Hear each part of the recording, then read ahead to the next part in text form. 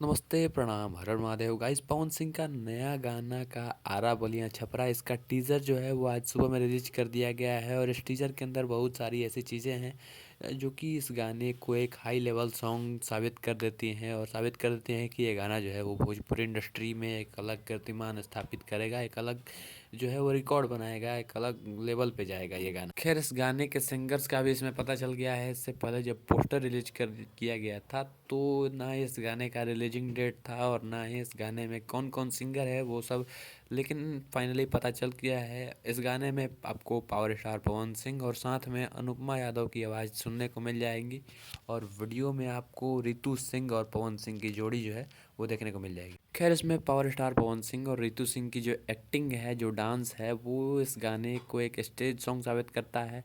और इस टीज़र को देख के लगता है कि ये गाना जो है एक स्टेज सॉन्ग होने वाला है। जैसा कि मैंने अब आज के वीडियो में बोला है कि ये गाना जो है वो या तो रंगदारी वाला गाना हो सकता है या स्टेज सॉन्ग हो सकता है। तो ये गाना जो है वो बिल्कुल एक स्टेज सॉन्ग होने वाला है और आपको इसमें पावर स्टार पवन सिंह और रितु सिंह की जो एक्टिंग है वो आपको दीवाना बना लेगी।